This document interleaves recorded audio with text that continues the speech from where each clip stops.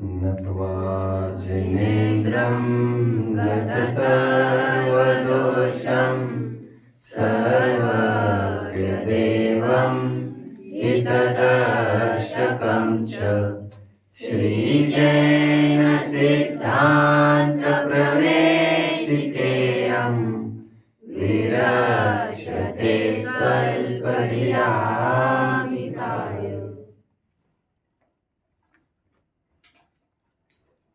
मोक्षार्थियों, मैं मेरी सभाओं में निरंतर इस बात को कहते आ रहा हूँ और ऐसी ही मेरी मानसिकता पहले से भी है कि श्रोताओं को, स्पेशली मैं मेरी सभाओं के श्रोताओं को ये कहता रहा हूँ कि आपको चाहिए कि आप सुनने मात्र के लिए नहीं आए, आप समझने के लिए आए। चलो, मुझे वैसे कुछ याद आई बात, तो मैं एक छोटी सी कहानी सुना देता हूँ आपको। एक मूर्तिकार था बहुत प्रसिद्ध, उसके पास एक सेठ पहुंचा। क्या कीमत है इन मूर्तियों की? 3 मूर्तियां थी। बोला तीनों की कीमत बहुत है, कितने है? तो तीनों की कीमत उन्होंने कही कुछ 1 लाख रुपए आदि आदि। फिर लाख रुपए ऐसा ऑड फिगर कैसे? तीनों की मतलब एक 33,000 वगैरह ऐसे की है क्या? नहीं नहीं बोले, पहली तो 5,000 की है, दूसरी तो 15,000 की और ये 85,000 की है। बोले तीनों एक सरी की प्रतिमाएं हैं, इनमें इतनी तफावत कैसे पड़ गए? तो कह रहे जो तफावत है वो बाहर से नहीं है, वो तफावत अंदर से। जानते, सुना है आपने? इन्होंने सुना है शायद, ये बोल रहे सुना है। एक के कान में धागा डाला, वो सीधा धागा दूसरे कान से निकल आया बच्चों। दूसरी मूर्ति वो थी, उसका कान में धागा डाला, वो मुंह से निकल आया बाहर। तीसरे के कान में धागा डाला, वो सीधा पेट में चला गया अंदर। कहते 3 प्रकार के श्रोता है। एक वे जो कुछ भी कहो, input is equal to output, मामला बराबर, रफा दफा। समझ में आता है? वे कहते हैं मंदिर की कोई भी चीज हमें ग्रहण नहीं करना चाहिए, निर्माल्य सेवन का दोष आता है, इसलिए कोई भी चीज आई जिनवानी, कहते हमें घर नहीं ले जाना चाहिए, कुछ यही छोड़ा। निर्माल्य सेवन जानते हो ना? मंदिर की कोई चीज पर्सनल यूज के लिए नहीं लेना चाहिए, जानते हो ना आप लोग कुछ कि नहीं जानते हो? हाँ या ना, कुछ तो बोलिए। ये खाते वाते तो नहीं है ना आप, जो द्रव्य वगैरह होते जाते हैं? आपको हंसी आ रही है? अरे मैंने ऐसा देखा है भाई, गुरुकुल के बच्चे खाते भी है उसको, जो चिटक वगैरह बना रहे हो तो बेचते भी है, बोल रहे ऐसे भी लोग होंगे, भगवान जाने। खाते, अब उससे क्या भूख मिठी गिर क्या? तुम वो अर्घ्य चढ़ाकर भगवान को क्षुधा नाश निरूपमिति स्वाहा करने वाले हो, मेरी भूख नाश हो, और तुम इसी पर दाव लगाए बैठे हो। सब किस्म के लोग, सब प्रकार, सब जगह होते। गुरुकुल में जाकर भी खराब बच्चे भी हो सकते हैं, बिगड़ने के अवसर सर्वत्र होते हैं। सावधानी आपको व्यक्तिगत रखनी चाहिए। एनीवे, तो मूर्तियां 3 समझ में आई। एक वो मूर्ति थी जो सुनते थे बाहर निकलते हैं, एक वे है सुनते यहां से नहीं निकलते लेकिन अच्छे वक्ता बन जाते हैं, स्पीकर बन जाते हैं।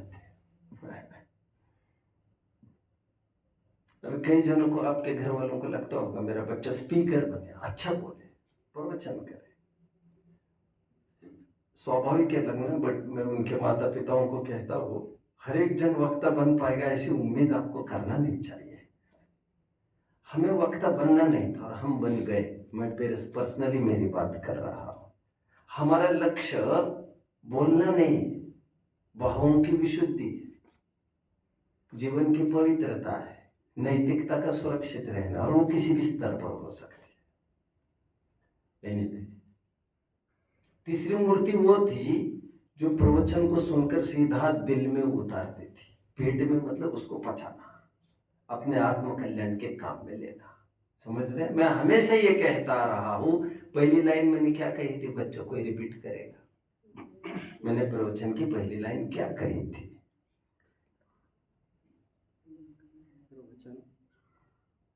क्या कही थी मैंने पहले? जरा खड़े रहेंगे सभी जन?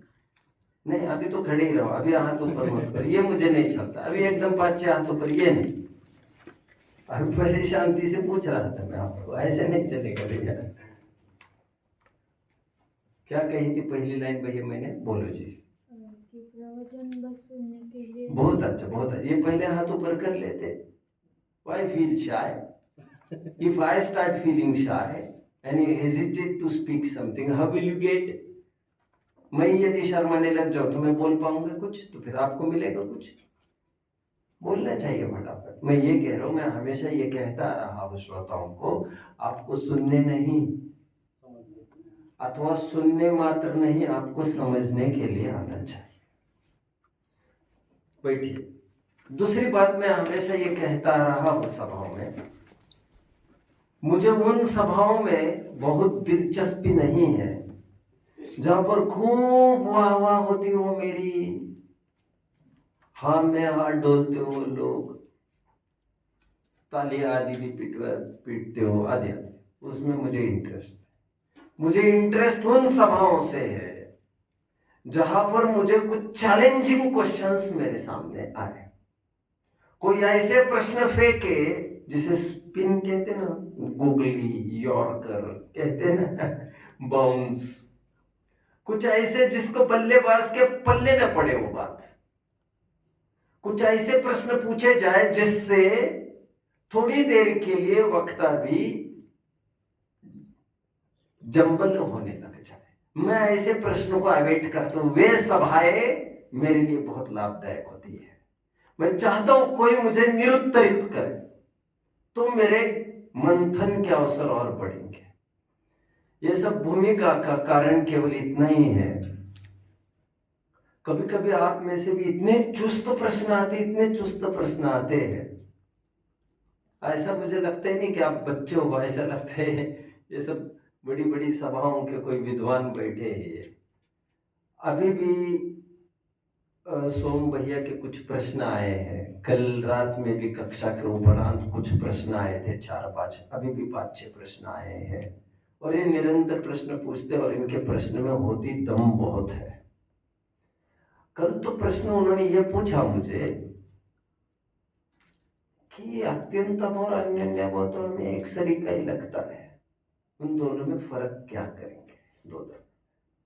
दोनों भी अलग अलग चतुष्टय की बात है, प्रदेशों से भिन्न वस्तुओं में अभाव दिखाया जा रहा है, नाम क्यों अलग अलग है, क्या रहस्य है?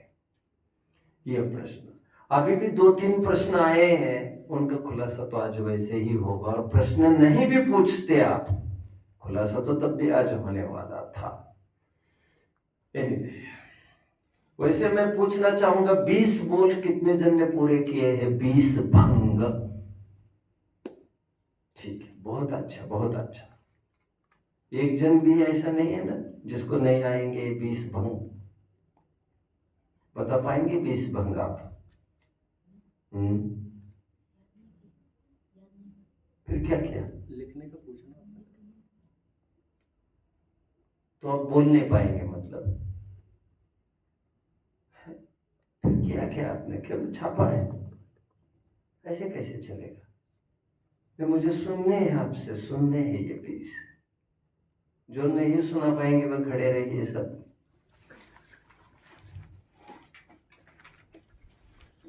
मुझे बोल के दिखाइए ये सब 20 भंग, सभी बोल के दिखाइए।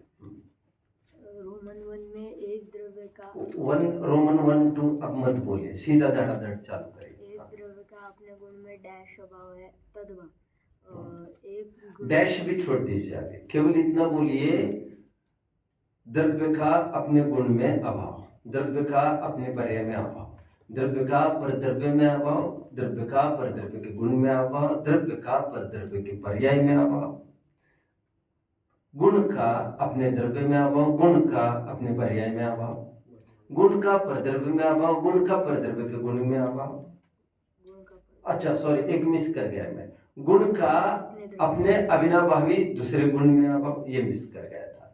अभी फिर गुण का परद्रव्य में अभाव, गुण का परद्रव्य के गुण में अभाव, गुण का परद्रव्य के पर्याय में अभाव। राइट, अभी पर्याय के भंग ले लीजिए, पर्याय का अपने द्रव्य में अभाव, पर्याय का अपने गुण में अभाव, पर्याय का पूर्व पर्याय में अभाव, पर्याय का उत्तर पर्याय में अभाव, और पर्याय का समकालीन पर्याय में अभाव अन्य गुणों के पर्याय में अभाव। फिर पर्याय का अन्य द्रव्य में अभाव, पर्याय का अन्य द्रव्य के गुण में अभाव, फिर एक द्रव्य की अर्थ पर्याय गुण पर्याय का दूसरे द्रव्य के गुण पर्याय में अभाव, और पुद्गल द्रव्य पर्याय का दूसरे पुद्गल द्रव्य में अभाव। ऐसे 20 भंग हो गए। राइट, कितने जन समझ रहे हैं मुझे?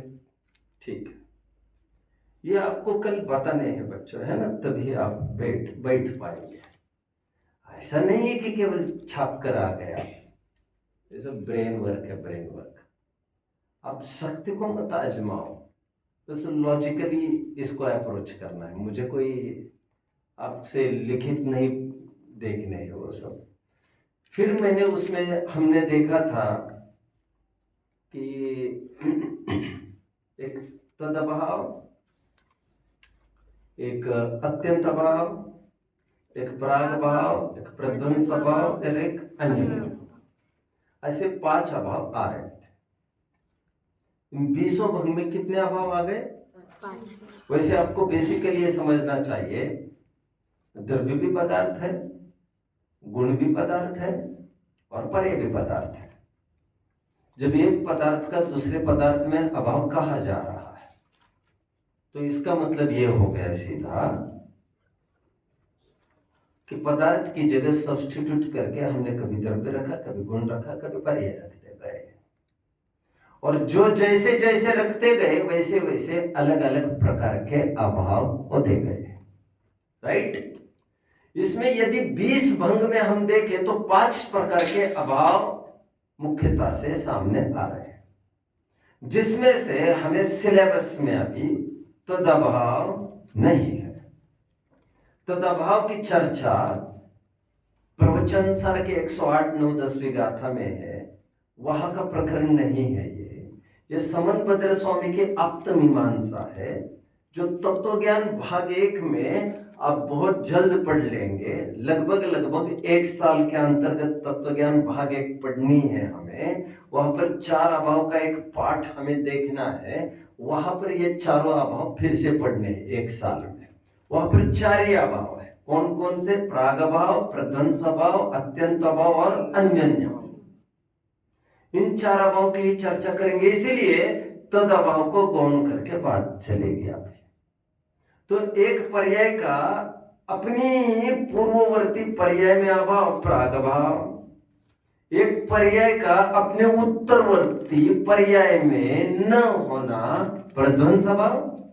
एक द्रव्य का दूसरे द्रव्य में न होना, अत्यंत अभाव।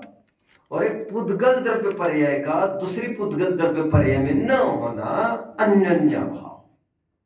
कितने जन फॉलो कर रहे हैं मुझे? शाबाश।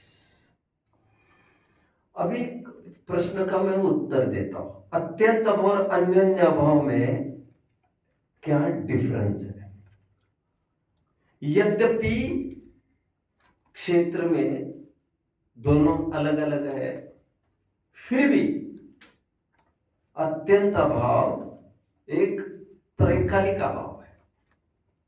त्रैकालिक अभाव मतलब परमाणु जीव रूप कभी भी नहीं हो सकता, त्रैकालिक अभाव है। कोई अभी का ही अभाव नहीं है। भविष्य में भी कभी परमाणु जीव रूप होगा क्या?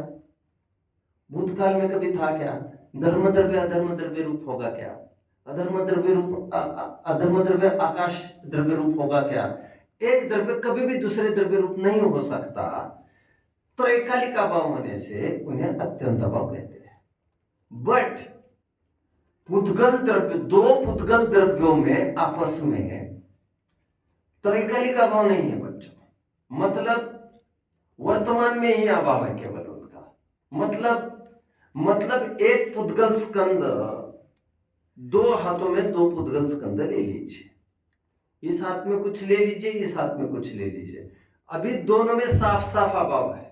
एक तरफ टेबल है और एक तरफ कपड़ा है।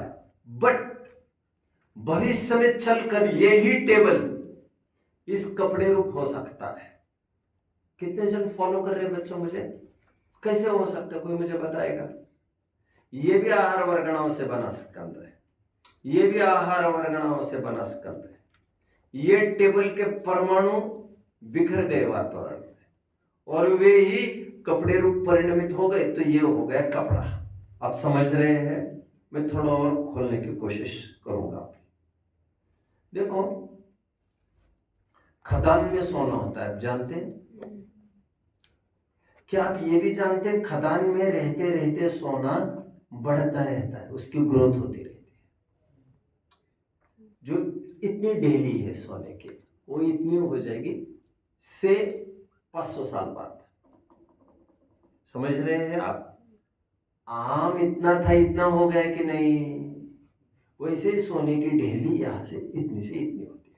अब मेरा प्रश्न ये है, आम इतना था और इतना कैसे हो गया? कैसे हो गया? उसने कुछ परमाणु और खींच लिए या वहां से, और फिर वो इतना सा मैटर इतना हो गया, राइट? तो मैं ये कह रहा हूं, कपड़ा है, वो भी कपड़ा हो गया, तो ये परमाणु वातावरण के खींच लिए उसने। ये कौन से परमाणु थे? ये परमाणु यही थे जो टेबल से बिखरे थे। तो कभी ये टेबल आगे चलकर इस कपड़े रूप हो सकता है, ये मैं कह रहा हूं। जो आज मिट्टी है, मिट्टी नीचे जमीन में, वो कल सोने रूप हो सकती है। सोना है आज, वो कल मिट्टी रूप भी हो सकता है। समझ रहे हैं? अथवा कुछ और अच्छे उदाहरण देता हूं मैं अभी। सूर्यकांत मणि है एक बच्चों, क्या? सूर्यकांत मणि। सूर्यकांत मणि की क्या विशेषता है? उस मणि को यदि सूरज की रोशनी में ऐसा रखे, एक्सपोज टू सनराइज, रखते ही अचानक वह आग पकड़ लेता है, खत्म ही होता है। मतलब वो पृथ्वी का एक था अभी, पृथ्वी काय था अभी वो चीज, वो क्या हो गई? अग्निकाय हो गई, अग्निकाय, और खत्म भी हो गई। चलो फॉर एक एग्जाम्पल 2, एक चंद्रकांत मणि बताया है। चंद्रकांत मणि, उसकी खासियत ये है, चंद्रकांत मणि मतलब ये कौन सा स्थावर हो गया? पृथ्वी का, बराबर। जीव पृथ्वीकायिक, जो दिख रहा है वो पृथ्वी काय, राइट? षटकाय कहते हैं ना, षटकाय जी। तो ये जो पृथ्वी काय है चंद्रकांत मणि, यदि इसे पूनम की रात में चंद्रमा के शीतलता में से एक्सपोज करके रखा जाए, तो यही मणि फटाफट पिघलकर पानी हो जाता है। जो अभी पृथ्वी काय था, वो देखते ही देखते अग्निकाय हुआ था। जो पृथ्वी काय है अभी, वो देखते ही देखते जल काय हो रहा है। अभी और कुछ प्रयोग करते हैं। हमने खूब मूंगफली खाई, खूब रोटी खाई, तो वो मूंगफली रोटी क्या है बच्चों? मूंगफली क्या है?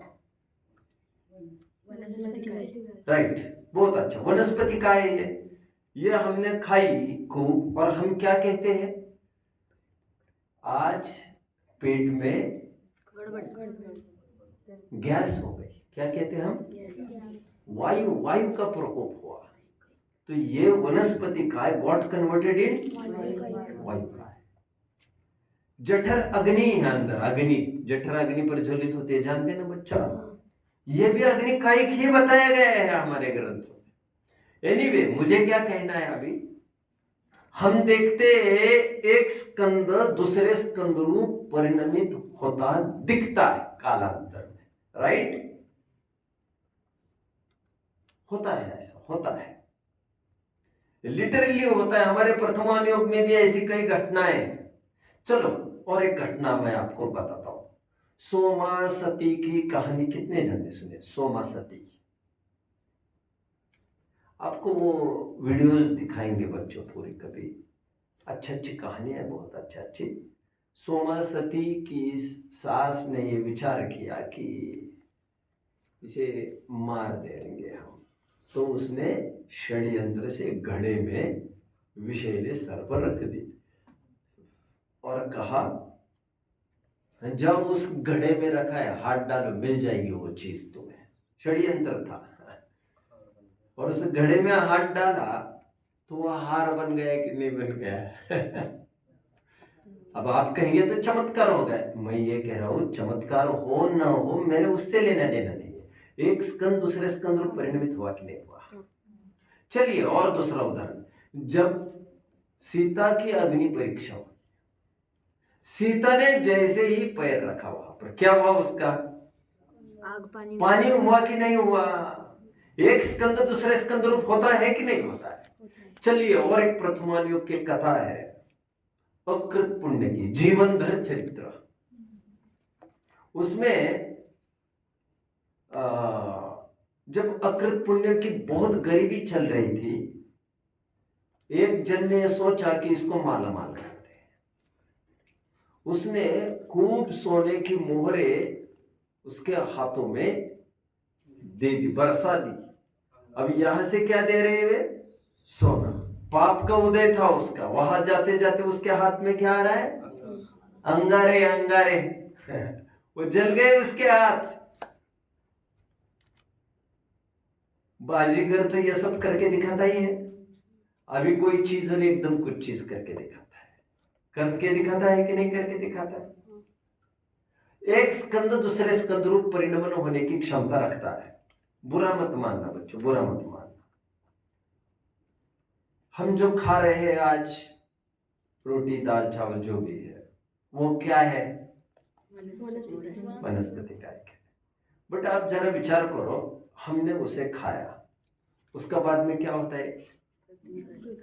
उसका बाद में एक्सक्रीशन के रूप में जो मलिनता बाहर निकलती है, वही फिर से खाद के रूप में प्रयोग होती है।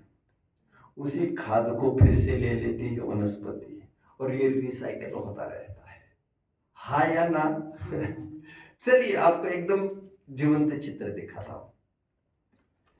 हम टॉयलेट करते हैं, नंबर 1 करते हैं, नंबर 2 करते हैं, उसका डिस्पोजल कहाँ होता है? सीवेज टैंक में। सीवेज टैंक कहाँ चले जाते हैं बहकर?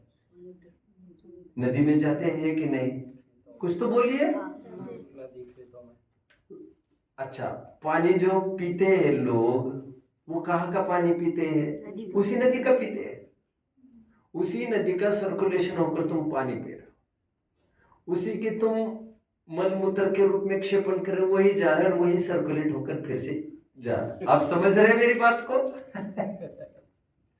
आप मानोगे तो आपको विरक्ति भी होगी, असुचि भावना तो है ही है। बट मुझे अभी क्या कहना है कि एक स्कंद दूसरे स्कंद, ये नोटबुक आप लोग हाथ में पकड़े, वो पहले कभी क्या थी? लकड़ी रूप थी। वही लकड़ी परिणमित होकर वो कागज रूप हो गई। एक स्कंद दूसरे स्कंद रूप होने की सामर्थ्य रखता है, बस मुझे इतना कहना है। बट एक द्रव्य दूसरे द्रव्य रूप का भी परिणमित नहीं हो सकता, बट एक स्कंद दूसरे स्कंद रूप परिणमित हो सकता है। जो आज एक स्कंद है वो कल कभी और स्कंद रूप हो सकता है।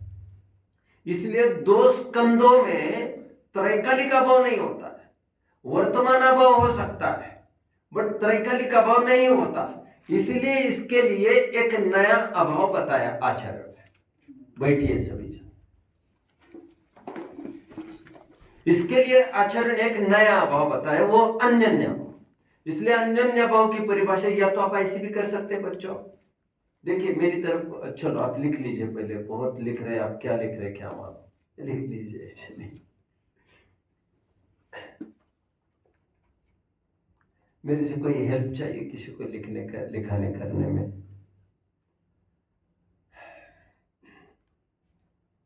देखिए, और एक ध्यान रखना, जिनमें अभाव सिद्ध किया जा रहा है वे दोनों आमने सामने चाहिए वस्तुएं। क्या कहा? आमने सामने चाहिए। जैसे फॉर एग्जाम्पल हम कहते दो द्रव्य में अभाव, दोनों द्रव्य आमने सामने चाहिए। हम कहते हैं वर्तमान पर्याय का पूर्व पर्याय में अभाव, ये भी आमने सामने ही है। तुम्हारा आना और मेरा जाना आमने सामने ही है पर्याय। एक जन एंट्री करने को और एक जन एग्जिट करने को आमने सामने ही है पर्याय। पूर्व पर्याय का उत्तर पर्याय में आमने सामने ही है पर्याय। अथवा एक पुद्गल स्कंद का दूसरे पुद्गल स्कंद में ये भी आमने सामने है। मतलब दोनों आमने सामने होना जरूरी है। कितने जन समझ रहे हैं? मैं ये इसीलिए कह रहा हूं, कोई ऐसा तर्क लगाने लग जाए 99th पर्याय का 95th पर्याय में कौन सा अभाव है बताइए बच्चों? तो कहते हैं ये प्रश्न गलत है। क्यों गलत है? क्योंकि अभाव तब सिद्ध होगा जब आमने सामने दोनों चीजें चाहिए। तो 99th पर्याय का 98th पर्याय में कौन सा अभाव, ये प्रश्न जायज है। 99th पर्याय का 100th पर्याय में अभाव, ये प्रश्न कौन सा अभाव, ये प्रश्न जायज है। लेकिन आगे पीछे के पर्यायों को छोड़कर और कोई लेंगे तो वो आमने सामने तो नहीं है पर्याय, तो उनका अभाव घटित होगा ही नहीं, प्रश्न ही बेकार है। क्यों? क्योंकि जो 97th पर्याय है वो पर्याय रूप रही नहीं है। अभी 99th पर्याय के लिए 99th पर्याय का 95th पर्याय में आप पूछ रहे हैं या 97th पर्याय में पूछ रहे हैं, लेकिन 97, 96, 95 आदि पर्याय अभी है ही नहीं, वे द्रव्य रूप हो गई। और 99 के सामने 100 ही हो सकती है, 101, 102, 103 ये पर्याय भी उत्पन्न ही नहीं है, वे अभी द्रव्य रूप ही है। इसलिए दोनों आमने सामने होना जरूरी। कितने जन मुझे फॉलो कर रहे हैं बच्चों? अभी अन्योन्य अभाव की परिभाषा फिर से समझ लीजिए। क्या लिख रहे हैं आप? मैं कुछ लिखाना है मुझे? अन्योन्य अभाव की परिभाषा, वर्तमान कालीन दो पुद्गल स्कंदों में अभाव अन्योन्य अभाव। यह तो ऐसी परिभाषा लिखिए आप, वर्तमान कालीन दो पुद्गल स्कंदों में अभाव। अथवा ऐसा लिखिए, एक पुद्गल स्कंद का वर्तमान कालीन दूसरे पुद्गल स्कंदों में अन्योन्य भाव होता है। गेटिंग? या तीसरे स्टाइल ये है जो मैं अभी कहूंगा आपको। कितने जनों ने दोनों परिभाषा लिख लिया अभी जो कही मैंने? आपने भी नहीं लिखी है, किसी ने भी नहीं लिखी है। दो पुद्गल स्कंदों का, दो वर्तमान कालीन पुद्गल स्कंदों का परस्पर में अन्योन्य भाव, या तो ऐसा कहो या ऐसा कहो, एक पुद्गल स्कंद का वर्तमान कालीन दूसरे पुद्गल स्कंद में अभाव, वह अन्योन्य भाव। एक ही बात हो गई, शब्द का फेर हो गया केवल। समझ रहे बात को? अथवा तीसरी स्टाइल ये बोल सकते हैं हम, पहले तो ये दोनों परिभाषा कितने को समझ में आ रही है? पहले हाथ ऊपर करिए, कितने जन समझ रहे इसको? ठीक है, शब्दांतर हो गए केवल। आपका हाथ ऊपर था, कुछ पूछना चाह रहे हैं? अभी भी नहीं आ रही है? दूसरी परिभाषा बोल के दिखाओ, खड़े रहिए। दूसरी परिभाषा जो बोल सकते वे ही बैठिए, बाकी खड़े रहिए। जल्दी जल्दी जल्दी।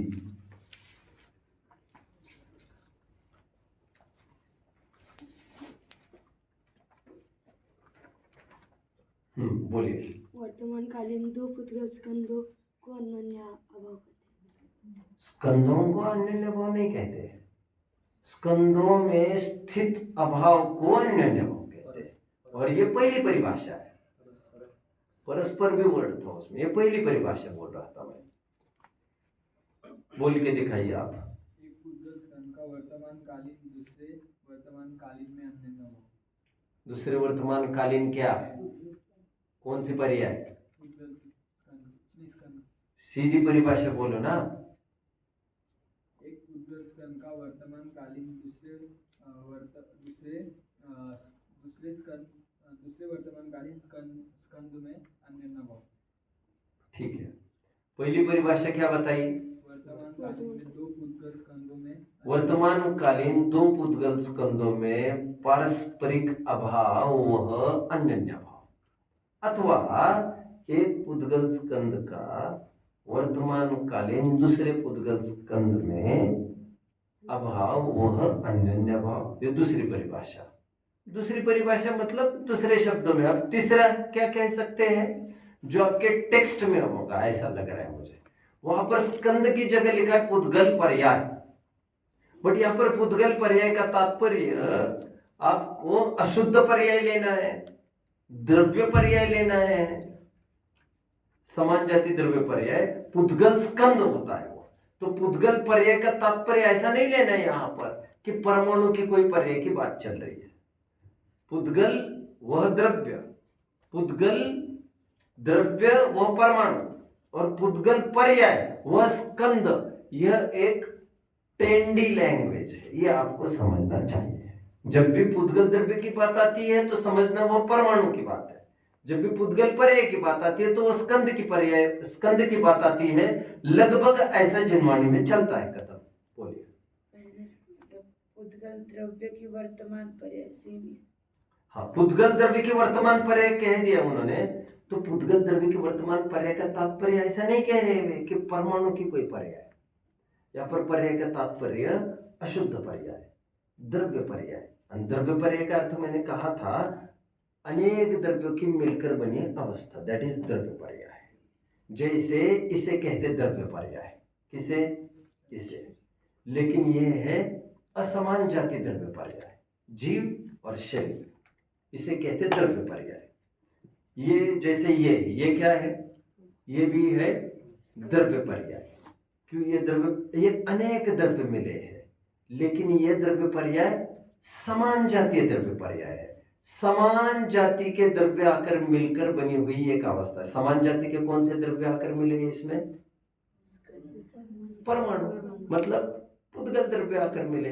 तो द्रव्य पर्याय दो प्रकार के, एक समान जातीय, एक असमान जातीय। समान जातीय में पुद्गल ही संभव है, क्योंकि धर्म आकाश काल और जीव में कैसे संभव होगा। और असमान जातीय में भी जीव और पुद्गल का ही जोड़ा संभव होगा, और तो किसी का भी जोड़ा ऐसा संभव नहीं होगा। तो इसलिए परिभाषाओं को तीन प्रकार से बोला जा सकता है। यहाँ पर पुद्गल द्रव्य की पर्याय का तात्पर्य स्कंद। हाँ बोलिए। एक द्रव्य कभी स्कंद में परिणमन नहीं कर सकता। हाँ, एक द्रव्य कभी दूसरे स्कंद में परिणमन नहीं कर सकता। परमाणु। और द्रव्य कभी स्कंद में, कौन सा द्रव्य? जीव, धर्म आकाश काल तो स्कंद रूप परिणमन करने से रहा।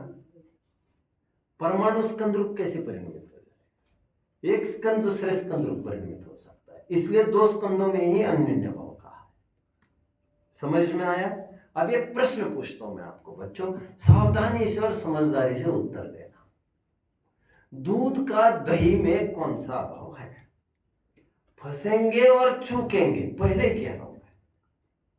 दूध का दही में कौन सा अभाव है? जितने उत्तर संभव है उतने उत्तर दीजिए, और अपेक्षाएं भी आप ही बताते जाइए। दूध का दही में कौन सा अभाव है?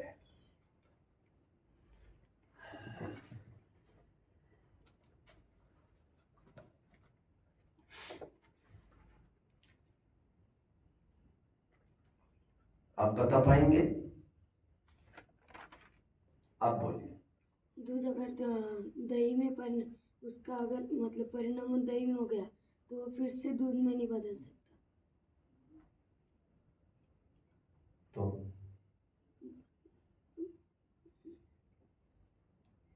तो खड़े रहिए।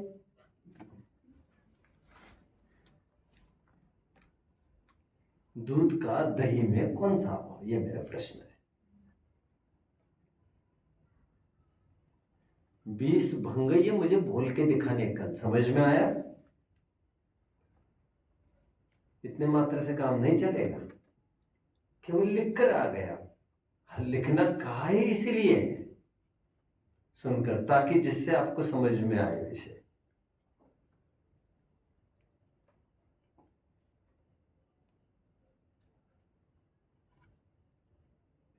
बोलिए। इनका उत्तर प्रध्वन स्वभाव आया है। दूध का दही में न होना, दूध का दही में अभाव, ये प्रध्वन स्वभाव, ऐसा इनका कहना है। क्या क्या कहना है और किसी का? इसमें समर्थन में कितने जन है, कितने जन असहमत है, ये मुझे बताइए। हाँ, अत्यंत अभाव। अत्यंत अभाव होगा इनका कहना है। हाँ, और किसी का क्या कहना है? और कोई पॉसिबिलिटी? दूध का दही में होना बाद में, उत्तर में प्रध्वंस अभाव होगा। हाँ, पर दूध का दही में अभी वर्तमान में न होना अत्यंत अभाव है। ओ हो, गजब गजब गजब गजब, बहुत बढ़िया उत्तर दिया आपने। इन्हें 5 पॉइंट्स दे दो भैया। बहुत बढ़िया, बहुत बढ़िया। दूध का दही में, मैंने इसलिए कहा था सावधानी से प्रश्न को सुनना, उत्तर देना। यदि दूध और दही आमने सामने है तो इन दोनों में अन्योन्य अभाव होगा, क्योंकि यह दूध इस दही की पूर्व पर्याय नहीं है। इस दही की पूर्व पर्याय दूध तो निकल चुकी, ये तो सामने वाला दूध है।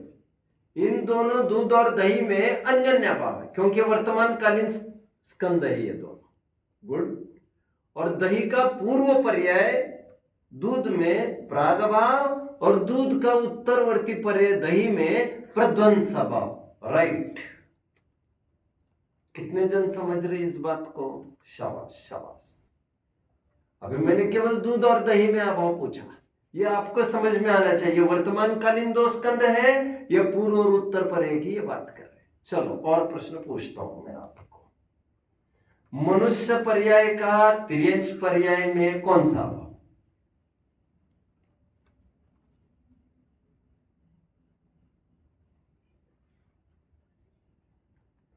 मनुष्य पर्याय का तिर्यंश पर्याय में कौन सा अभाव? मनुष्य पर्याय का तिर्यंश पर्याय में कौन सा अभाव? हालांकि वे पर्याय आगे पीछे की ले रहे थे हम, अभी मैं असमान जाति द्रव्य पर्याय में ले रहा हूं उदाहरण समझने के लिए, और ऐसा भी चलेगा। तिर्यंश पर्याय, क्या प्रश्न था अभी? मनुष्य का तिर्यंश में पूछा क्या? मनुष्य पर्याय का तिर्यंश पर्याय में कौन सा अभाव है बच्चों?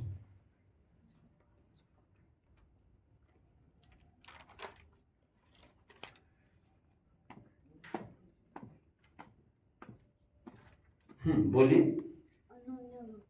अन्योन्य अभाव। आप बोलिए। अन्योन्य अभाव। आप बोलिए।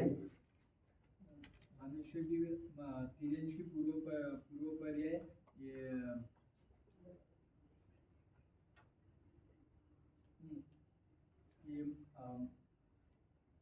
तिर्यंश की पूर्व पर्याय मनुष्य तो प्रध्वंस भाव, और ये आमने सामने है तो इसमें अन्योन्य भाव भी आएगा।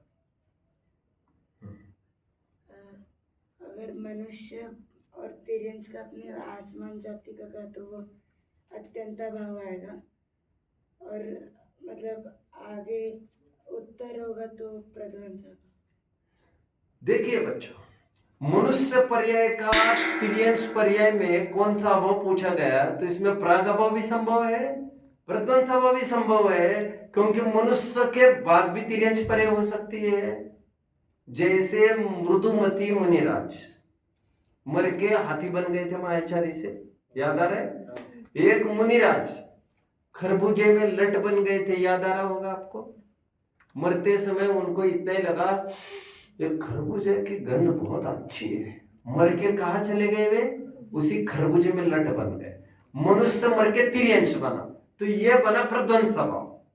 नौ कोई तिर्यंश मर के मनुष्य बना, तो ऐसी स्थिति में मनुष्य पर्याय का तिर्यंश में प्रागभाव माना जाएगा।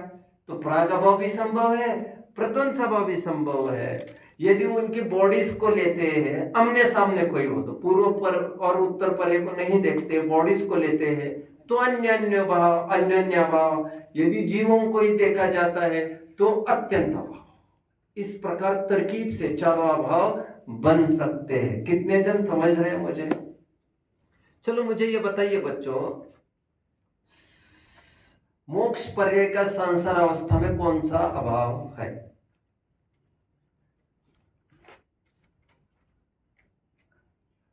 चलो उससे पहले और एक, सम्यक दर्शन का मिथ्या दर्शन में कौन सा अभाव है? सम्यक दर्शन का मिथ्या दर्शन में कौन सा अभाव?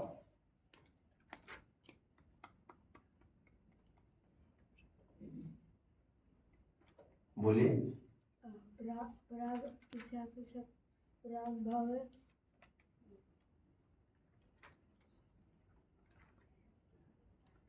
प्रश्न क्या है? सम्यक दर्शन की मिथ्या दर्शन। सम्यक दर्शन का मिथ्या दर्शन में कौन सा अभाव? हाँ बोलिए।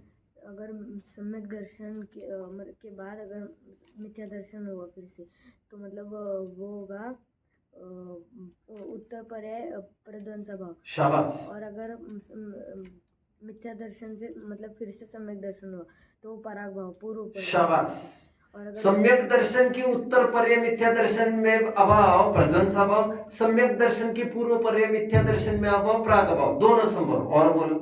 अगर वो पर्याय आमने सामने हो मतलब एक समय में, तो फिर अन्योन्य भाव भी।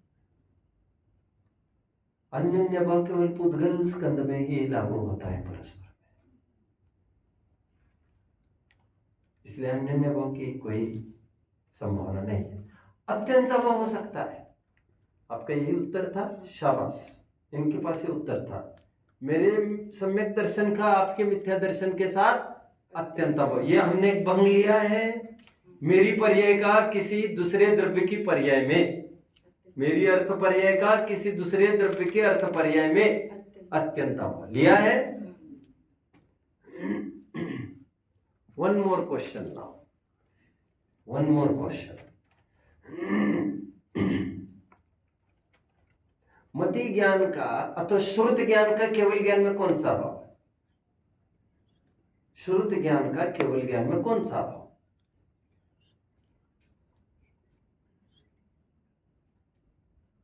श्रुत ज्ञान का केवल ज्ञान में कौन सा भाव है?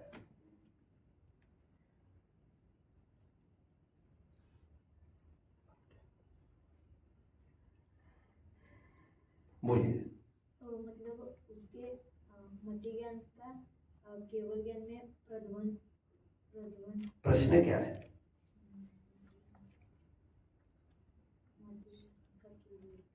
मैंने प्रश्न बदला था, श्रुत ज्ञान का केवल ज्ञान में कौन सा भाव है?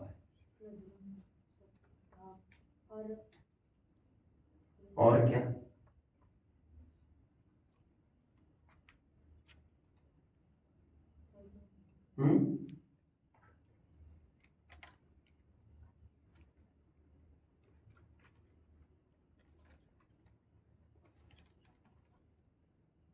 क्या? सिंपल उत्तर है, बोलिए। अत्यंत भाव। बोलिए। शुद्ध बोलिए। ज्ञान का केवल ज्ञान का शुद्ध ज्ञान पूर्व पर्याय है तो प्राग भाव, और शुद्ध ज्ञान का केवल ज्ञान उत्तर पर्याय है तो यह। श्रुत ज्ञान का केवल ज्ञान में अभाव वह प्रध्वंस भाव। इसमें प्राग भाव किसी प्रकार संभव नहीं, किसी प्रकार संभव नहीं। चलो मुझे और एक बात बताइए। केवल ज्ञान का श्रुत ज्ञान में प्राग भाव, दूसरा उत्तर संभव है। श्रुत ज्ञान का केवल ज्ञान में प्रध्वंस भाव, दूसरा उत्तर संभव है। समझ में आया क्या कहा? फिर से बाल्यावस्था का युवावस्था में कौन सा भाव है बच्चों? प्रध्वंस। युवावस्था का, चलो बुढ़ापे का युवावस्था में कौन सा भाव है? चलो मोक्षावस्था का संसार अवस्था में कौन सा भाव है? ठीक है, बढ़िया बढ़िया, बहुत अच्छा। चलो बैठिए सभी। अभी 4 अभाव समझ कर क्या लाभ है उसे 15 मिनट में हम देख लेते, तो हमारा एक प्रकरण कंप्लीट हो जाएगा। 4 अभाव में किसी को कोई डाउट होगा तो पूछ सकते हैं, पूछिए। अन्य भाव में पुद्गल द्रव्य और दूसरा पुद्गल द्रव्य दोनों समान जाति के होने चाहिए, या मतलब समान जाति के ही तो होंगे, तभी तो स्कंद कह रहे हैं हम। स्कंद मतलब ही समान जाति द्रव्य पर है। तो हमने परिभाषा में पुद्गल और स्कंद एक समान ही होता है। पुद्गल द्रव्य की पर्याय मतलब स्कंद, समझ में आ गया? परमाणु मतलब द्रव्य, पुद्गल द्रव्य, और पुद्गल द्रव्य की पर्याय का तात्पर्य यहाँ पर अशुद्ध पर्याय, विवाह पर्याय, जो हम वहां देख रहे हैं विवाह व्यंजन पर विभावार्थ पर्याय। तो मैं ये कह रहा था स्कंद का आकार वो विवाह व्यंजन पर है, स्कंद की स्पर्श रस आदि गुणों की पर्याय वो विभावार्थ पर्याय, परमाणु के स्पर्श आदि की पर्याय वो स्वभावार्थ पर्याय, परमाणु का आकार वो स्वभाव व्यंजन पर्याय, क्योंकि परमाणु की सभी पर्याय स्वभाव पर्याय होती है, स्कंद की सभी पर्याय वो विभाव पर्याय होते हैं। ऐसा हम पूर्व में भी देख चुके हैं। और कोई प्रश्न? अब मैं प्रश्न और पूछता हूं आपको। एक परमाणु है यहाँ पर, एक परमाणु यहाँ पर, राइट? परमाणु मतलब पुद्गल द्रव्य, एक पुद्गल द्रव्य यहाँ पर, एक पुद्गल द्रव्य यहाँ पर, राइट? अभी एक पुद्गल द्रव्य की कोई पर्याय ले रहा हूं मैं, स्निग्धता, यह रुक्षता, स्पर्श गुण की, इसकी स्निग्धता का इस रुक्षता में कौन सा अभाव है? गलत, अत्यंत। क्योंकि ये परमाणु की बात कर रहा हूं मैं। किसकी? परमाणु की बात कर रहा हूं मैं, इसलिए मैंने स्पेसिफाई किया कि ये परमाणुओं में, परमाणुओं की पर्यायों में मैं बात कर रहा हूं फिलहाल। लेकिन यहां पर पर्टिकुलर जो पुद्गल द्रव्य की पर्याय कह रहे हैं वो स्कंद की तरफ संकेत है। मैंने जो प्रश्न पूछा वो परमाणुओं की में पूछा है, समझ रहे हैं? अभी किसी को कोई प्रश्न होगा तो पूछ सकते हैं बच्चों। तो अन्य भाव ये परमाणु में नहीं होता? नहीं, सिर्फ पुद्गल और स्कंद में? पुद्गल और स्कंद नहीं, स्कंद में ही अन्य भाव होता है, वो भी 2 स्कंदों में ही होता है परस्पर, और स्कंद को ही यहाँ पर पुद्गल द्रव्य की पर्याय यहां पर कहा जा रहा है। एक स्कंद का दूसरे स्कंद में अन्योन्य भाव क्यों है? इसीलिए क्योंकि त्रैकालिक भाव नहीं है। भले ही प्रदेश भिन्न भिन्न है, लेकिन त्रैकालिक भाव नहीं। आज एक स्कंद कल दूसरे स्कंद रूप परिणमित हो सकेगा, समझ रहे हैं? जैसा मेरा चेहरा है ना बच्चों, जैसा रंग, रूप, कद, वजन आदि आदि आदि, वैसा आपने भी कभी पाया है? हम जो पंच परावर्तन देखते हैं उसमें हमने देखते हैं आज तक ऐसा एक परमाणु नहीं रहा जो हमने कभी भोगा नहीं। हर प्रकार के रंग, रूप, आकार आदि हमारे शरीर के हो चुके हैं। एक शरीर दूसरे शरीर रूप आगे चलकर हो सकता है। कब होगा, कैसे होगा, ये नहीं कह सकते, होता है। तो एक स्कंद का दूसरे स्कंद में वर्तमान कालीन अन्योन्य भाव माना जाता है। ठीक है, और कोई प्रश्न पूछो। चलो मैं अभी लाभ की तरफ बढ़ लेता हूँ। प्राग भाव समझ कर क्या लाभ, प्रध्वंस भाव समझ कर क्या लाभ, अन्योन्य भाव, अत्यंत भाव। प्राग भाव समझ कर क्या लाभ है बच्चों? प्राग भाव समझ कर ये लाभ है कि जितने भी जीव आज सिद्धावस्था को प्राप्त हुए हैं, मुक्त हुए हैं, निर्वाण को प्राप्त हुए, भगवान है, वे पहले कभी मेरे जैसे ही थे। एक सदाशिव मत वाले वे ये मानते हैं जैसे हम कब से जीव हैं बच्चों, तारीख बता सकते हैं हम कब से जीव हुए हैं। लेकिन ऐसे एक मत वाले हैं जो ये कहते हैं कि कुछ जीव मुक्त अनादि से, ऐसा मानते हैं। जैन दर्शन इसे स्वीकार नहीं करता। जैन दर्शन ये कहता है अनादि से सभी नित्य निगोद से ही आए, पुरुषार्थ के बिना मोक्ष होता ही नहीं है। जैन दर्शन में जितने जीव आज मुक्त है वे पहले कभी संसार अवस्था में थे। उनका संसार अवस्था में अभाव, लाभ प्राग भाव समझकर ये लाभ होता है। बड़े बड़े लोगों को देखकर तुम परेशान क्यों होते हो? तुम ये क्यों नहीं समझते पहले तुम्हारे शरीर के ही थे। कलाम कौन था? अखबार बेचता था रेलवे स्टेशन पर। रजनीकांत कौन था? अरे बस का कंडक्टर था ना। हमें कितने जनों के नाम लो। अब जाके शराब चंकी पांडे को देखेंगे तो अब यकीन नहीं मानेंगे, अरे ये ऐसे थे ये। मोदी मतलब हम ये समझ में आता है आज जो बड़े बड़े लोग दिखते हैं वे पहले से ही इनबॉर्न बड़े नहीं थे। उनको बड़प्पन अर्जित करना पड़ा अपनी मेहनत से। उनका पूर्व परे में अभाव था। आज जितने मुक्त हुए हैं वे संसार पूर्वक हुए हैं। ये समझकर हमें ये लाभ होता है कि हमारी भी यही तो दशा है। पहले वे भी कभी तो पुनरावृत्ति, तो हमें संबल मिलता है कि यही वो मार्ग है जिससे आगे चलकर हमें भगवान अवस्था मिल सकती है। प्राग अभाव समझकर हमें यह लाभ होता है। एक दो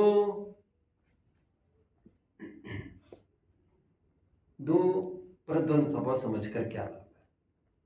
जो आज चोर है, जो आज महापापी है, वो कल काल पाकर सुधर भी सकता है। वाल्मीकि था, जानते ना बच्चों, क्या करता था वाल्मीकि? रोजाना एक जन की हत्या करता था और हंडी में एक कंकड़ डाल देता था, जानते ना? और पूरा हंडी भर गई थी।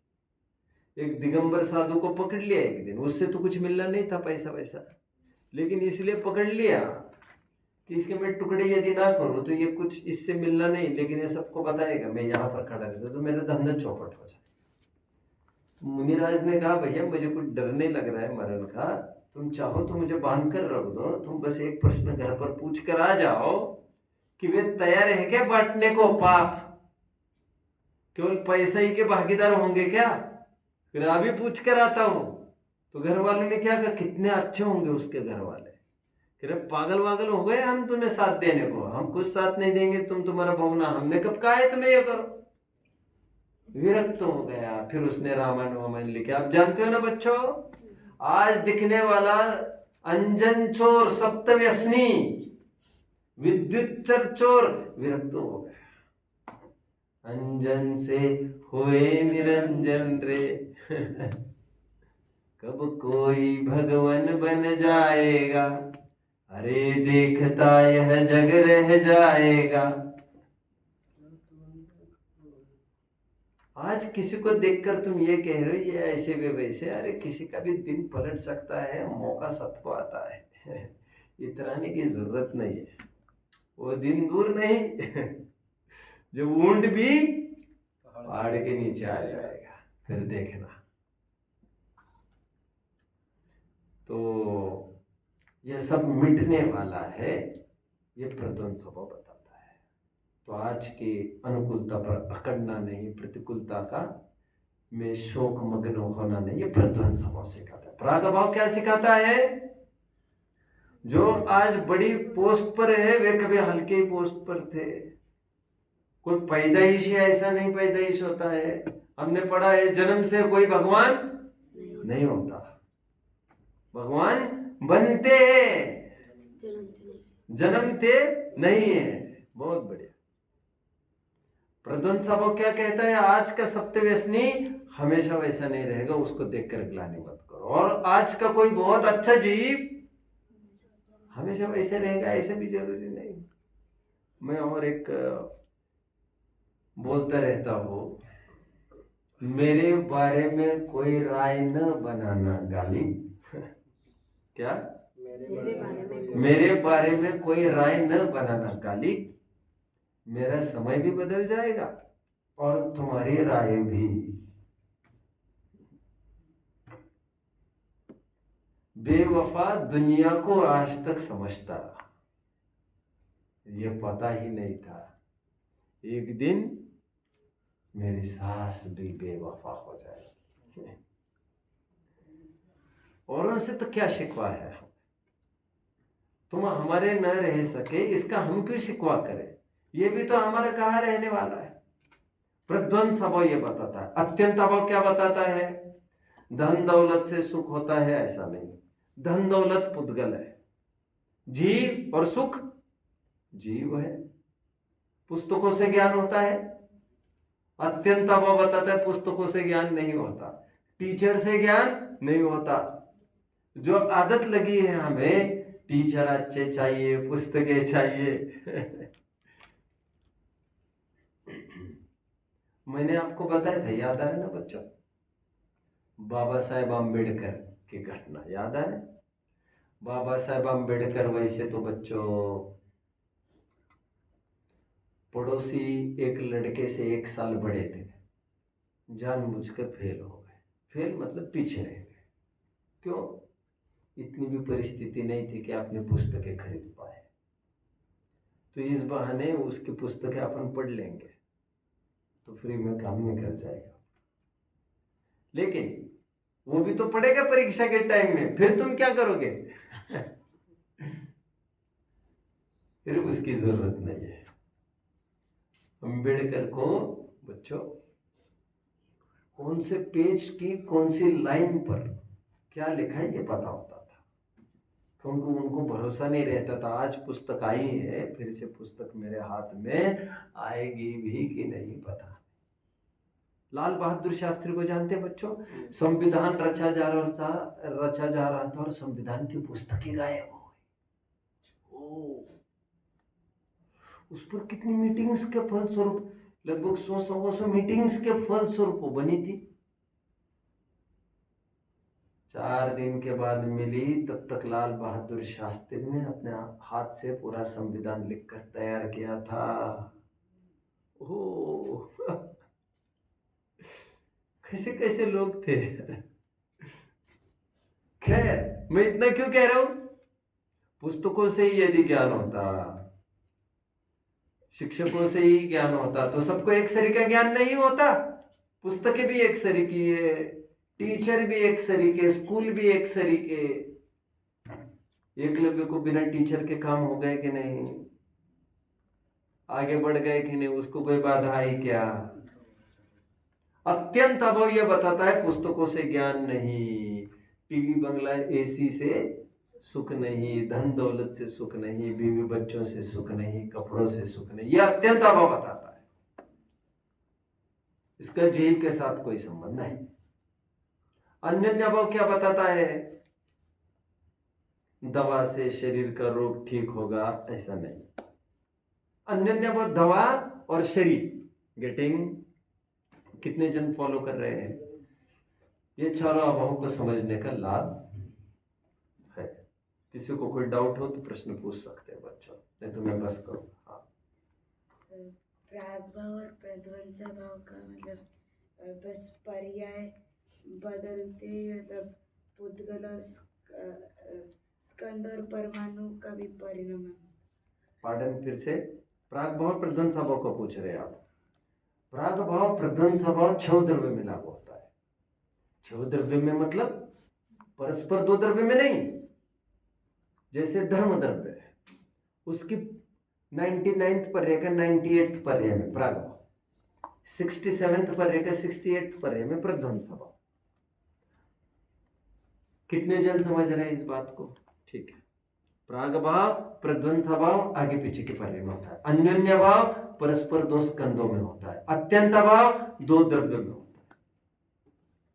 कल 20 भंग मुझे कितने जन सुनाएंगे हाथों पर करके, और उसमें कुछ नहीं है, अकल का काम है 5 मिनट का,